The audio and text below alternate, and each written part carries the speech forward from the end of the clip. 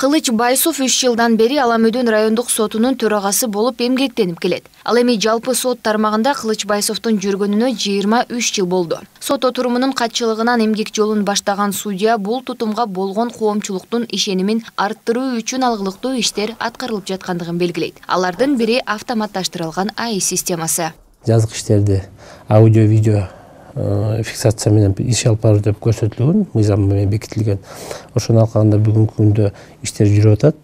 Буну болсо ошо сот отурумунда иш кандай жүрүп атат, ким кандай сүйлөдү, ким кандай жооп берип атат, ошонун баары чагылдырып турат да, ошонун дагы бир кандайдыр бир элдин ишеничин арттырабы деген ойдомун да. Кыргызстан мыйзам жоболору урматталган жана кынтыксыз аткарылган темирдей бекем тартипке, экономикалык жана саясий реформалардын жоопкерчилигин көтөргөн. Ошол жоопкерчилиги үчүн калың элдин алдында жооп бере алган бийлик системасына муктаж. Андай системаны куруу үчүн мамлекеттин башка бутактарына болгон көз карандысыз, күчтүү жана ачык айкын сот бийлигин түзүү керек. Мындан улам президент Садыр Жапаров сот тутумуна татыктуу, принципиалдуу жана кара кылды как жарган калыс судьялар келиши керектигин эскерткен. Ал таза, кадыр баркка моралдык этикалык принциптери жогору жана кесиптештеринин арасында жогорку авторитетке ээ адамдар сот тутумунда иштеши керектигине да көңүл бурган. Көздөгөн орду боюнча судья акыйкаттыкты жайылткан, кара кылды как жарган, калыс жана таза адам болууга тийиш. Азыркы учурда республикада сот адилеттигин жүзөгө ашырууда ар кандай соттук инстанцияларда 450дөн ашык судья эмгектенип келе жатат. Судьялардын иши канчалык оор жана жооптуу, маанилүү жана ардактуу экенин биз жакшы билебиз. Судьялык кызмат юридикалык кесиптин туу чокусу деп айтылып келе жатканы бекеринен эмес, жана аны тандалган татыктуу гана адамдар ээлеши керек.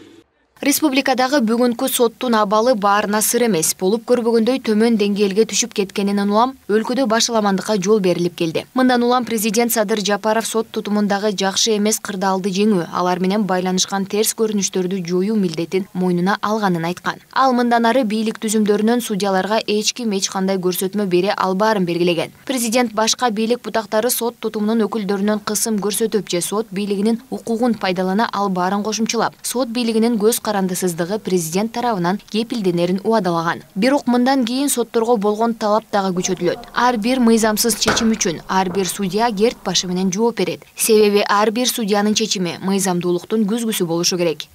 Эмне себептен ушундай чечим алганы дагы ачык болуш керек.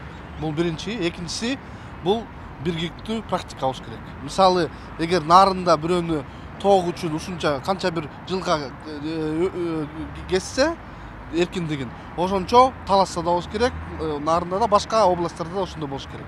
Бул бирдиктүү практика. Жана андан тышкары бул ошол чечимдер түшүнүктүү мыйзамга таянып жана кандай бир саясий чечимдер болбош керек. Сот тутумунун өкүлдөрү эң башкысы мыйзамды туу тутуп, таза жана акыйкат иштөөсү абзел. Анткени соттун калыстыгына, иш билгилигине, адилеттүүлүгүнө көлөкө түшүрө турган аракеттер мамлекеттин беделине шек келтирери анык. Мына ошол каталар мындан кийин кайталанбашы үчүн жаңы сунушталып жаткан баш мыйзамдын долбоорунда судьялар мыйзам чыгаруу, аны демилгелөөгө укугу бар. Мындай өзгөртүүлөр менен сот тутумунда болгон көйгөйлөрдү эртелеп чечүүгө мүмкүн. Айза Камчыбекова, Нурдан Карыпбеков, Пирамида.